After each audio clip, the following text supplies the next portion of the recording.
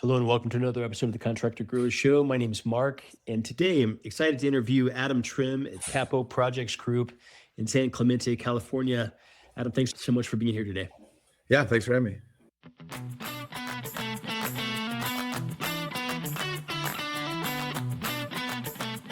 Yeah, so you guys are doing some amazing, like large-scale projects, kind of institutional, civil, kind of data centers, schools, hospitals, this kind of thing. Love to hear just the history of the business and kind of where you guys are at today. Yeah, so we're going on, I think, 13 or 14 years now. All of we're with partners, so there's 3 partners. We started 4 partners now, and we started. All of us have a background with heavy civil contractors, coming up as project engineers, project managers, then migrating into construction scheduling and estimating. And when we left the general contractors, we all transitioned into working with some consulting firms, and then from there started our own firm together. And we've been at it for, like I said, 14 years now. Amazing. And so you guys are in beautiful San Clemente and San Juan Capistrano, California. You guys also have offices in like San Diego, Philadelphia, Salt Lake. Yep. Is that correct? Yep. So we've got a small group that services East Coast. And then we've got a group out of Bozeman that does a lot of our estimating and is on projects, I'd say, kind of Midwest, mountain area, Rockies. And then most of our work is Southern California, Los Angeles, and some in Northern California. Okay. So we're pretty fortunate to have started in the 5th largest economy in the world or something like that. So it's a lot of our work is right down here. Yeah. Love it. Oh yeah, we love Southern California. We lived in San Diego for a while, and okay. An incredible area. How many folks do you guys have on the team right now?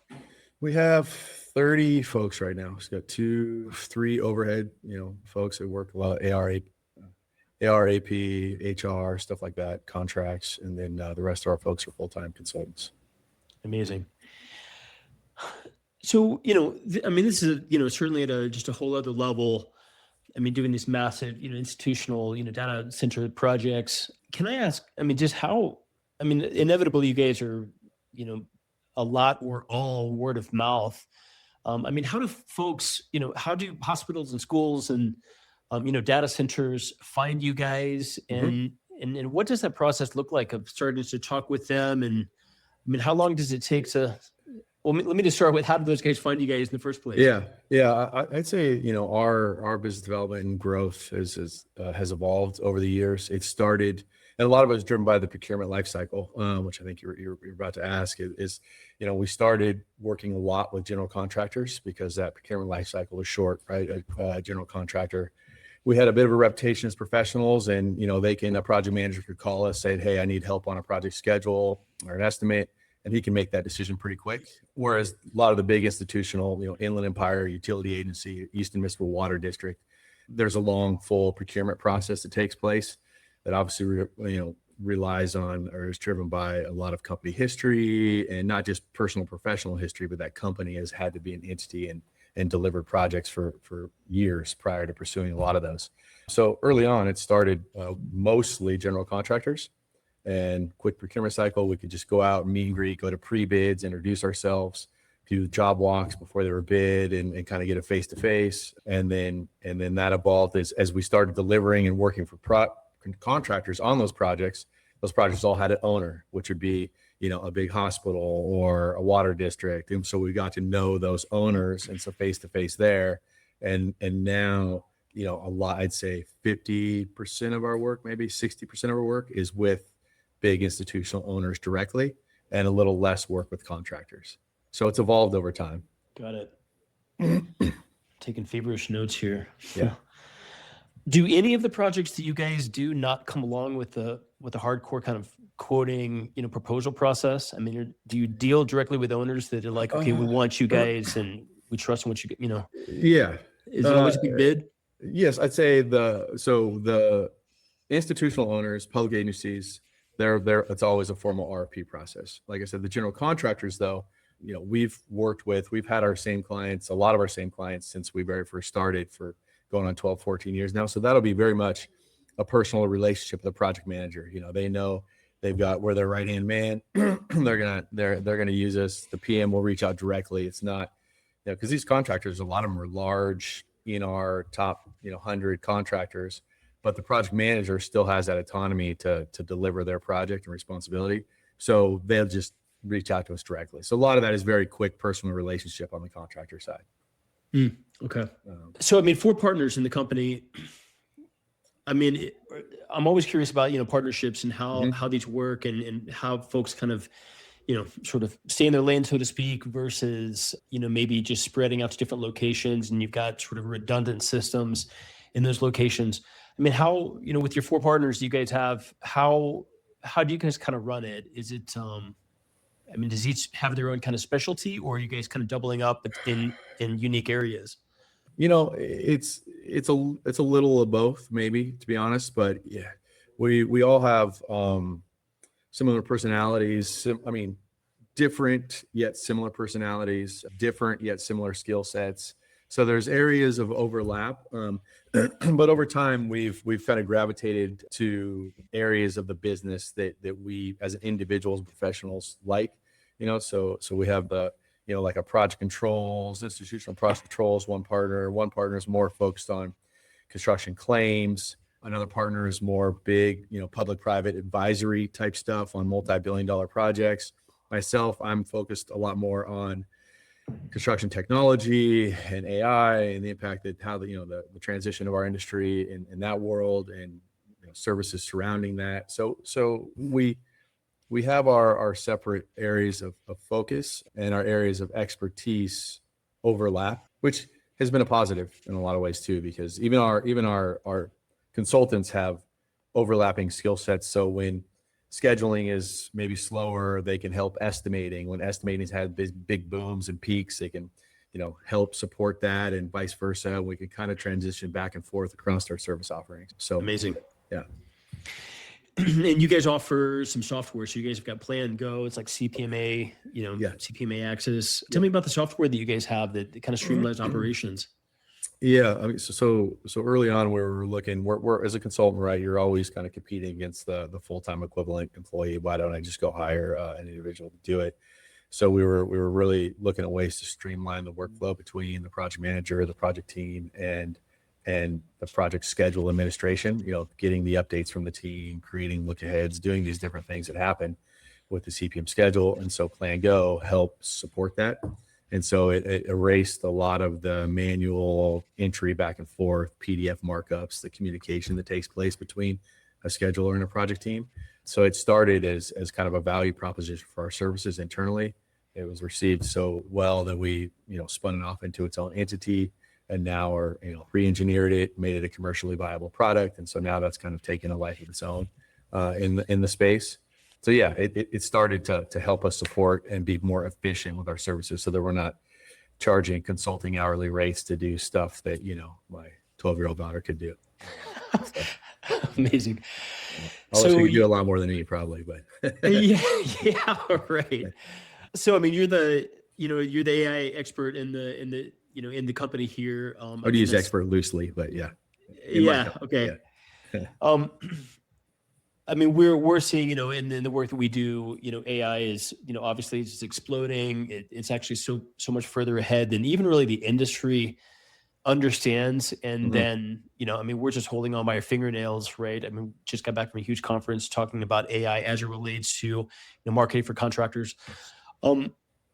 What does, I mean, in your industry here of doing these massive, institutional kind of projects, data centers, this like, massive civil kind of engineering projects, what do you see as kind of the future of that as it relates to AI? I mean, is AI going to play a huge piece of that? Is there still going to really be like a inevitable human contact? I mean, it sounds like folks are meeting it face to face, as you say. I mean, what role will AI play as we move forward in your industry?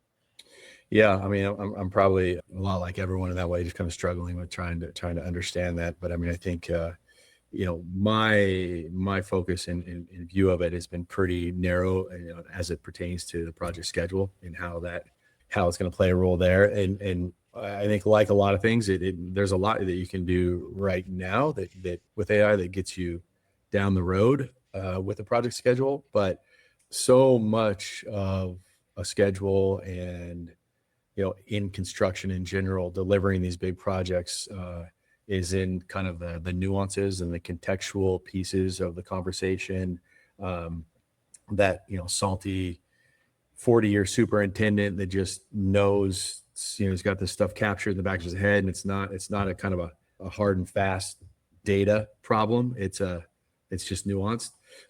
So that's kind of what we're focusing on is how to capture a lot of that nuance and contextual information and transfer that knowledge to some of the AI models that are out there right now, so that you can get answers and solutions that are similar to that, salty 40-year superintendent. Right now, I don't see it a lot on our jobs, in a real practical, reliable fashion. But like everyone, I don't know that it necessarily means that I won't a year from now or 2 years from now. I don't know. It's Right. mostly in the peripherals, in the marketing stuff, in the some content writing, content creation type stuff for whatnot, but not as much in the direct project delivery yet, in what we focus on at least. And then we kind of blazed through this. I mean, you've got so much information here. I mean, I'm going to listen to this interview 4 times, right? Go back through it. What are you talking about there? This is high level, powerful stuff. I mean, it amazes me how smart, just freaking smart the people that are on this podcast. I mean, it's amazing. Getting back to kind of the sales piece, I mean, there's RFPs that go out. You guys have got, there's very competitive RFP processes. You guys have also got, longstanding relationships with contractors where maybe there's less of that. When folks, I mean, you guys are bidding on some massive projects, and I mean, a single project could really, change a year for you guys in a major way. When someone gets in touch, I mean, you probably have already. I'm assuming that you've talked to them already in the past. Correct. But I mean, what is the sales process like? I mean, how long does this take? And I mean, what does that actually look like for you guys doing these massive projects? Yeah, good question. The pre-positioning piece of, and I'll stick to an RFP because, like we mentioned before, the contractor stuff is much more of a direct, personal relationship. Go straight to them, get a hold of them. But with the public stuff, because it's in a much more controlled environment, the pre-positioning, all of these agencies will have capital improvement, programs, CIPs that are all published ahead of time that shows their capital spend, their new projects, their maintenance projects, and it's all kind of pushed out over the course of 3 to 5 to 10 years, and it's available to the public. So we'll start by researching those, seeing if there's, say, like a pump station that's coming down the pipe that fits our experience and background. And we'll look for ones that are specifically in design, because we know once design wraps up, the procurement, construction is going to start, obviously. And that's where construction management and a lot of our services come into play. And so we'll identify those. And then when we find them, we'll try and reach out to those project managers or the person in charge of that for the owner agency to kind of start to introduce ourselves, introduce the company, introduce our experience, our services, talk to them specifically about the project coming up, trying to learn any nuances so that our proposal is just that much better. So when we're writing, constructability and risks and assessing things and trying to draft a real educated, proposal, we have that background on that project. Because once the RFP comes out for public agency, it's a very strict line. The communication stops, communication's cut.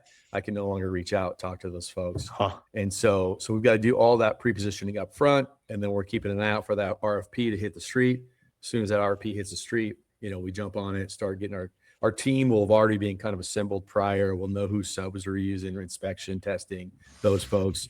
And so we'll start to assemble that together. And you usually have a 30, 60-day window to prepare those RFPs and then submit it.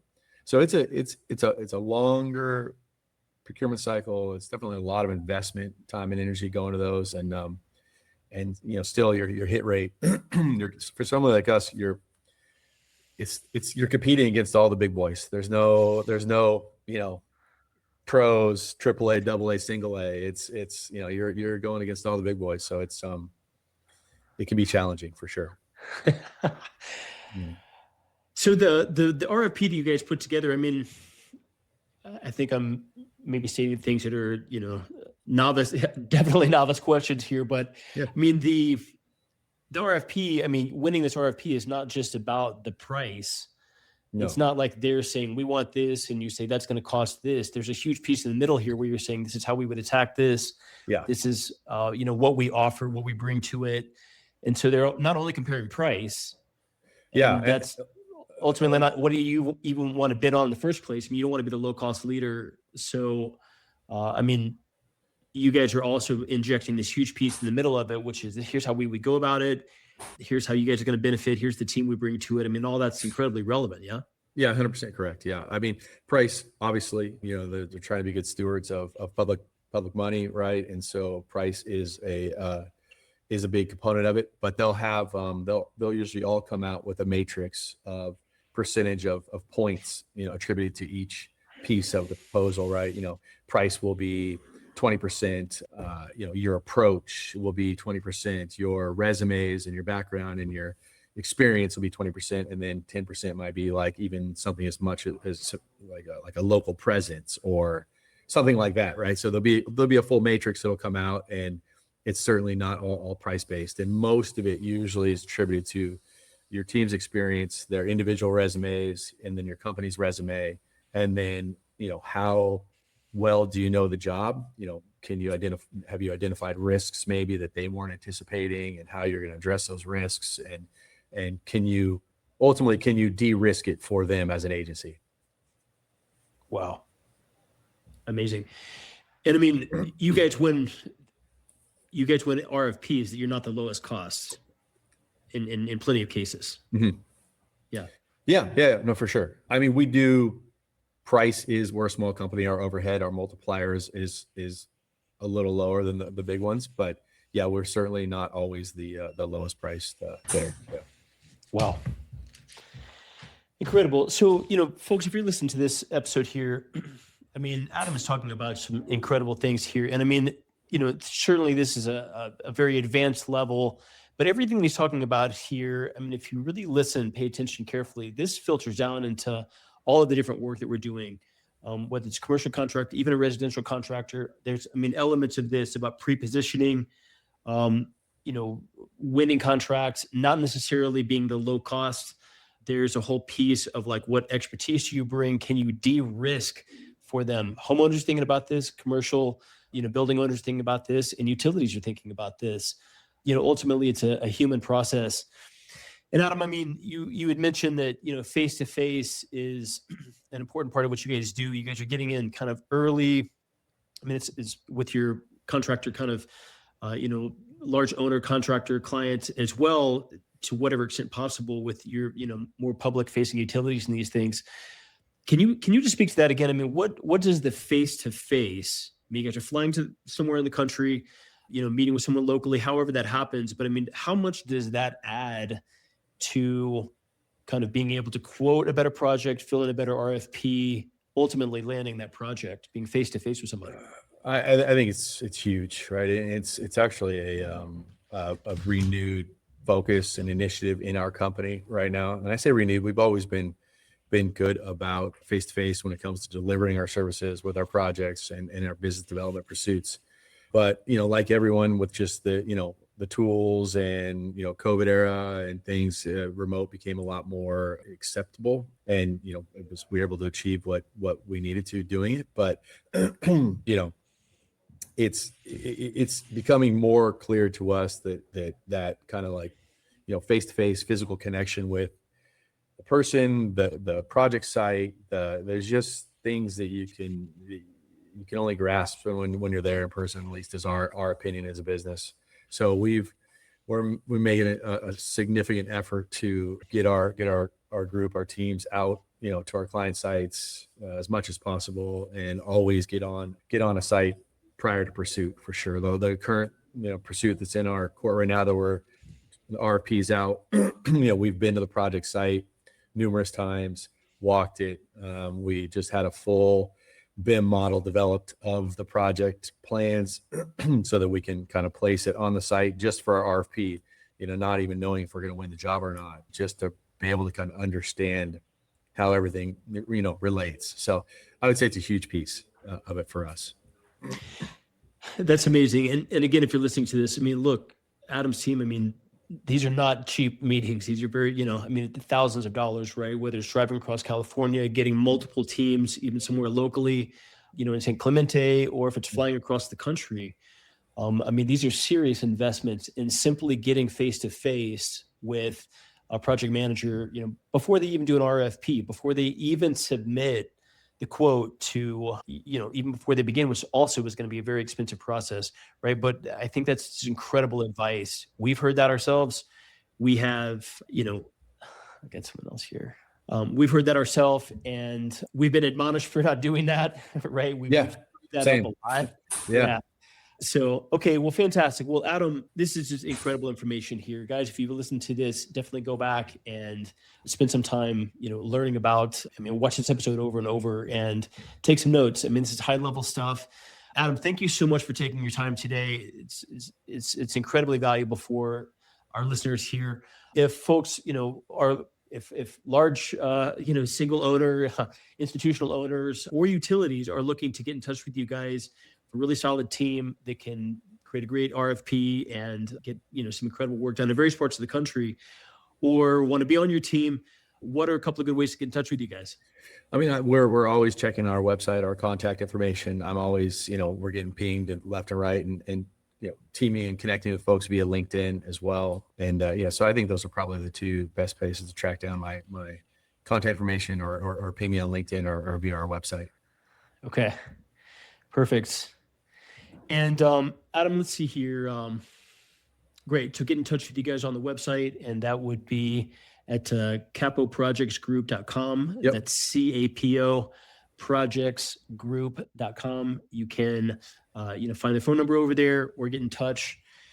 Perfect, Adam. Well, again, thank you so much for being on the show today. And we'd love to follow you guys and see what you guys, how things turn out here over the next year or two for you guys. Thank you so much. Absolutely. I appreciate it. Enjoyed the conversation.